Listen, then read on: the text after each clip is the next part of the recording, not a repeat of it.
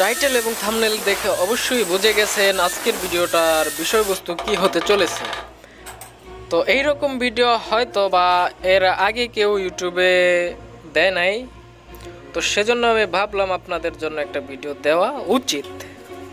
তো আপনারা যারা আমার সাবস্ক্রাইবার আছেন তারা অনেক সময় এরকম সিচুয়েশনে পড়তে পারেন, যেটা হচ্ছে আস্তরবিহীন যেটা প্লাস্টার করা হয় না আর কি, সেই রকম ওয়ালে সুইচ বোর্ড ফিটিং করতে হচ্ছে। সেখানে আপনারা হয়তো বা ঘাবড়ে যেতে পারেন যারা নতুন কাজ করেন। তো তাদের জন্যই আজকের এই ভিডিওটা। তো সম্পূর্ণ ভিডিওটা দেখতে থাকেন। Let's start this video.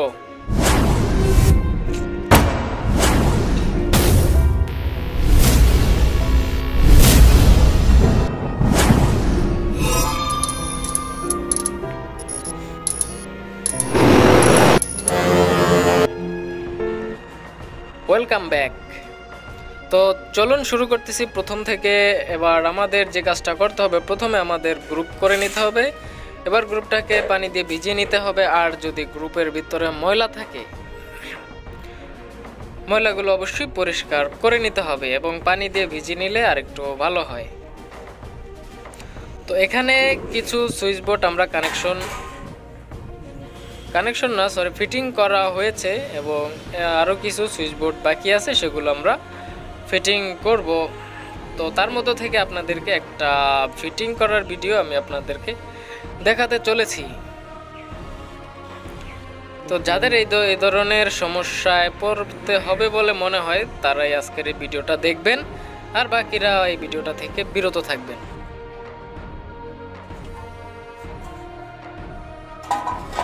তো প্রথমে আমাদের বোর্ডটা দেখতে হবে আমাদের কোথায় কোথায় পাইপ পড়তেছে এবং কোথায় কোথায় আমাদের বোর্ডটা কাটতে হবে। তো সেই সিস্টেমটা আপনারা এখানে লক্ষ্য রাখবেন।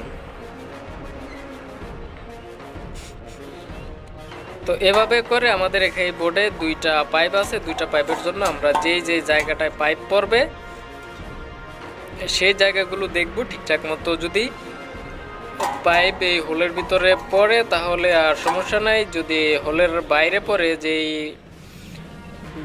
সুইচ বোর্ডে যে কাটিংটা দেওয়া আছে এটার ভিতর যদি না পড়ে, আমরা মেশিন দিয়ে ওটা যথাযথভাবে কেটে নিব।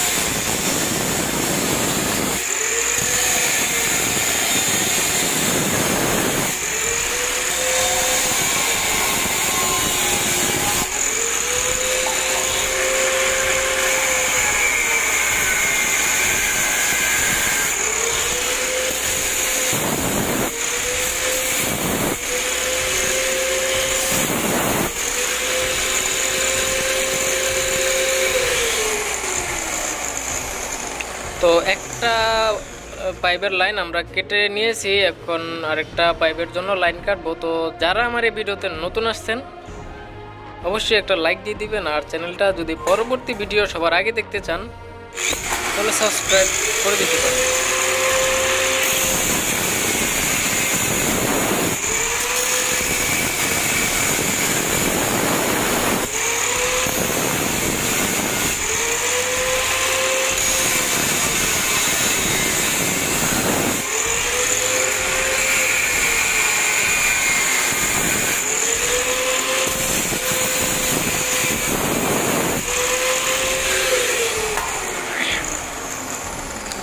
তো বোর্ডটি কাটার সময় অবশ্যই নিজের দিকে খেয়াল রাখতে হবে, মেশিন যাতে স্লিপ না করে সেদিকে যথেষ্ট পরিমাণ আপনি সচেতন থাকবেন।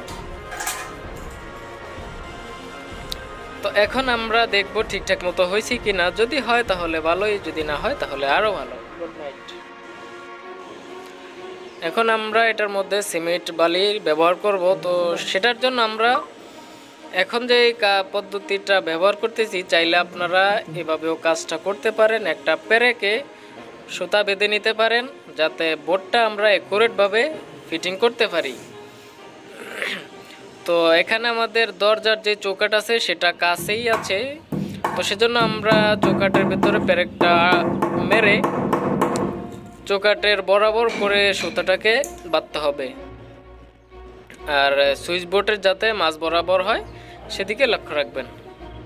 তো এখন আপনারা সুতাটাকে এমনভাবে ধরবেন যাতে চৌকাঠ থেকে চৌকাঠ এবং যে সুইচ বোর্ড আছে সবটা বরাবর থাকে, সেই অনুযায়ী কাজ করতে হবে।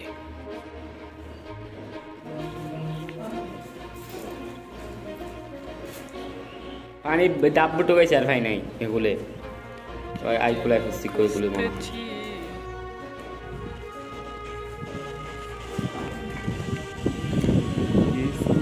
তো প্রদত্ত যন্ত্রপাতি নিয়ে আমি রেডি, আপনারাও থাকেন আমার সাথে।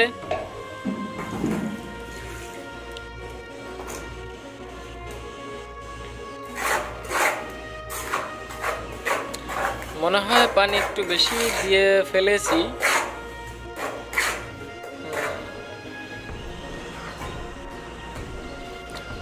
এভাবে করে আপনারা সিমেন্ট বালির মিশ্রণ, যেটাকে আমরা সহজে মশলা বলি, ডোন্ট মাইন্ড, কেউ ভাববেন না। আমি যাই হোক, এভাবে দিয়ে দেওয়ার পরে সুইচ বোর্ডটা বসাইতে হবে। সুইচ বোর্ড না, এটাকে স্টিল বোর্ড বলতে হবে, কারণ এখনো এটা কমপ্লিট হয় নাই। যখন কমপ্লিট হয়, সুইচ লাগানো হয়, তখন সুইচ বোর্ড বলা যেতে পারে, কিন্তু এখন এটাকে স্টিল বোর্ড বলতে হবে। 3 গ্যাং স্টিল বোর্ড। তো এটাকে একেবারে ইটের সাথে লেভেল করে ফেলবেন না, কারণ এটা চৌকাঠ বরাবর আমাদের যেই বোর্ডটা আছে, বোর্ডটা চৌকাঠের বরাবর রাখতে হবে, সেই দিকে আপনারা লক্ষ্য রাখবেন। আর যদি ওয়ালটা আস্তর হয়ে যেত তাহলে এত সিস্টেম করতে হতো না। তো আমার এই চ্যানেলে অলরেডি অনেকগুলো ভিডিও দেওয়া আছে স্টিল বোর্ড ফিটিং এবং এসডিবি বোর্ড ফিটিং কিভাবে করতে হবে, সবগুলো সিস্টেম দেওয়া আছে। আপনারা চাইলে আমার চ্যানেল থেকে ঘুরে আসতে পারেন।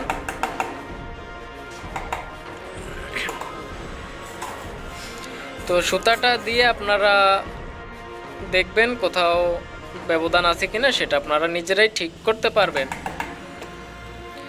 অবশ্যই লক্ষ্য রাখতে হবে যাতে চৌকাঠের উপরে উঠে না যায়। চৌকাঠের ডাউন থাকলে সমস্যা নাই, উপরে উঠে গেলেই একটু সমস্যা হতে হবে।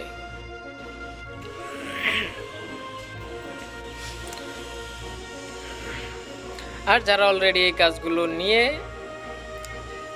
দৌড়াদৌড়ি করেন তাদের তো কিছু বলার নাই, তারা অবশ্যই খারাপ কমেন্ট করবেন না। যদি ভালো লাগে 2-একটা উপদেশমূলক কমেন্ট করতে পারেন, আর এমন কমেন্ট করবেন না যেটা আমি ডিলিট করে দিতে বাধ্য হই।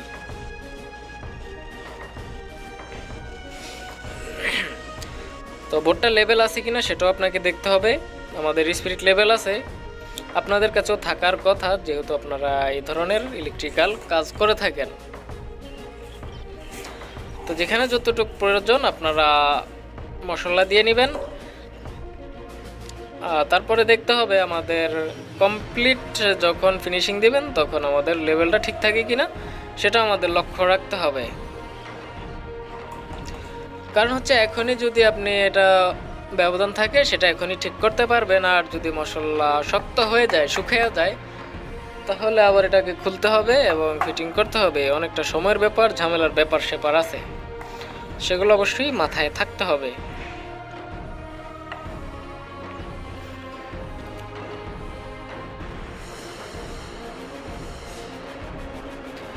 তো এভাবে একটা সিস্টেম, আর একটা সিস্টেম আছে সুইচ বোর্ডটা ফিটিং করার, সেটা হয়তো ভিডিওর শেষের দিকে আপনারা পেয়ে যাবেন। দুইটা সিস্টেমে ওয়াল আস্তর ছাড়া আপনারা বোর্ড, স্টিল বোর্ড ফিটিং করতে পারবেন। তো একটা সিস্টেম তো অলরেডি আমি কাজ করতেছি, আর একটা সিস্টেম কিছুক্ষণ পরে দেখতে পারবেন। তো উপরে মশলা দেওয়ার সময় একটু সচেতন থাকবেন, বোর্ড যাতে লড়াচড়া না করতে পারে সেই দিকে।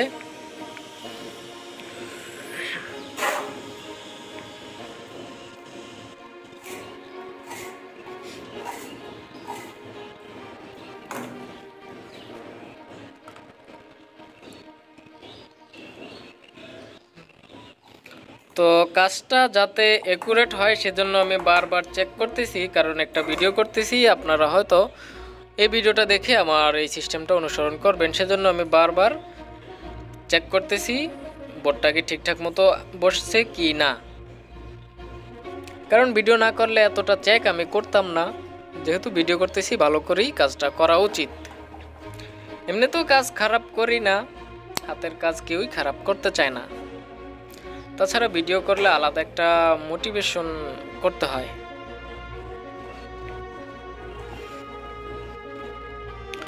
উপরে বেশি জায়গা খালি থাকার কারণে আমি কিছু ইট ভাঙ্গা দিয়েছি এটার মধ্যে, যাতে আমার মশলা খরচ কম হয়।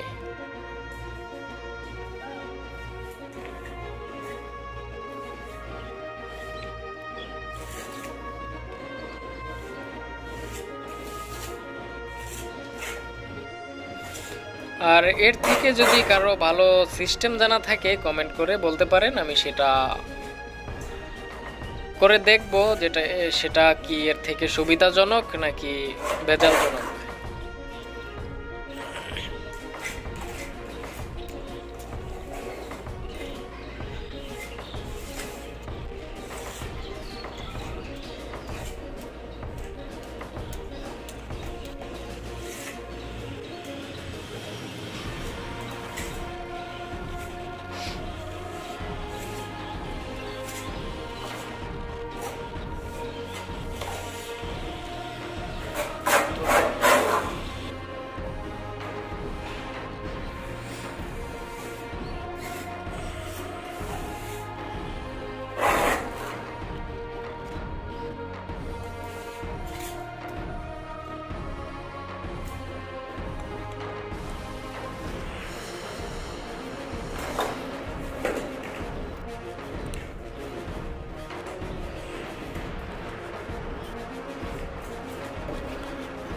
স্টিল বোর্ডের ভিতরে অবশিষ্ট ময়লাগুলি আপনারা চাইলে বের করে নিতে পারেন, আর না চাইলে রেখে দিতে পারেন, সেটা আপনার খুশি। আর যদি বের করে নেন সেটাই ভালো হয়। আমার প্রত্যেকটা সুইচ বোর্ডে আমরা দেখাইছি, আপনারা যারা আগের ভিডিওগুলি দেখেছেন, আমরা সবগুলো বোর্ড পরিষ্কার করে ফেলি।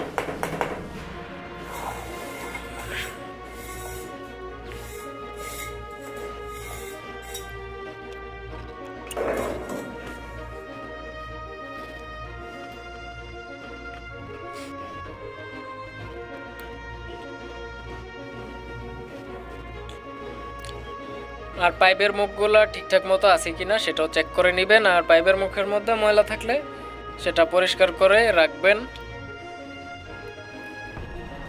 ওকে, তো এখন আমাদের কাজটা হয়ে গেছে। আমরা সুতা মেপে দেখতেছি যাতে কাজটা অ্যাকুরেট হয়। তো আরেকটা সিস্টেম আছে, আমি সেটা আপনাদেরকে দেখাবো, যেটা দিয়ে আপনারা এই বোর্ডটা ঠিকঠাক মতো লাগাইতে পারবেন।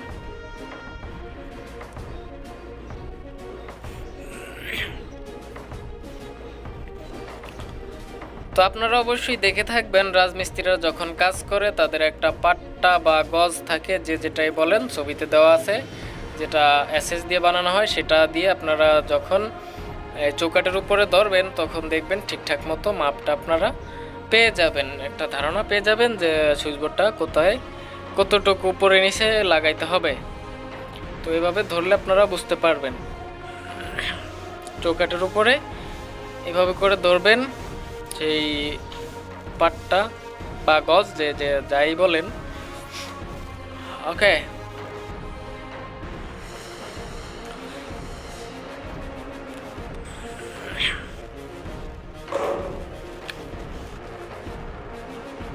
তো আশা করি বুঝতে পারছেন আজকের ভিডিওটা কি হতে হয়েছে।